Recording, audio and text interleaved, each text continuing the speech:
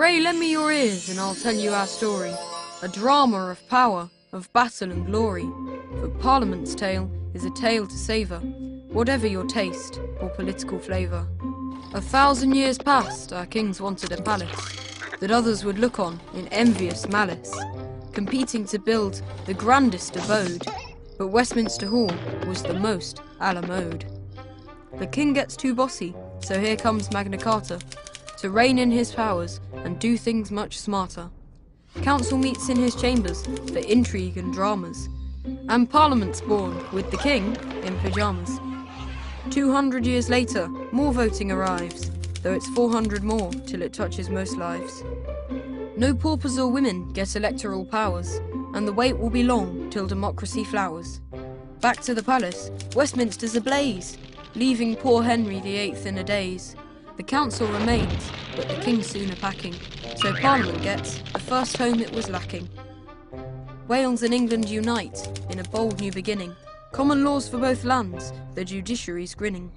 But Guy Fawkes slays fuses on the 5th of November and gives the whole country a night to remember. Now grim civil war sounds the monarchy's death knell, and power is seized by bold Oliver Cromwell. For the outcome's the one that the king has most dreaded, and on a cold, lonely morning, the poor bloke's beheaded. Charles II does better, he's soon back on the throne, and Scotland ensures that he won't feel alone. With Scottish MPs, Parliament's now overflowing, but 100 more from Ireland keep the numbers a-growing. Reforms, now democracy's looking more healthy.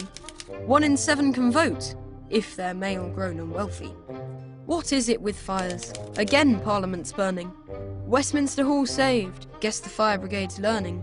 A new building's built, with lots of to-do lists. And Big Ben is added, which pleases the tourists. Yet something smells funny, and though Parliament's newer, they had to go sort out the stink from the sewer.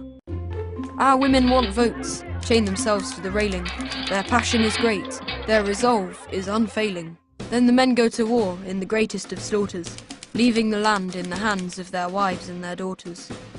And in 1918, female suffrage arrives, and so in the wake of the war, a democracy thrives. Yet it isn't for long that we lay down our weapons, as once more the spectre of world war does threaten. Parliament's bombed 14 times in the air raids, and Commonwealth sends in repairs, help and upgrades. Skip on to the 60s, equality flares, voting age 18 now that Parliament dares. The 80s, we're almost back to the present. Time to make Parliament look much more pleasant.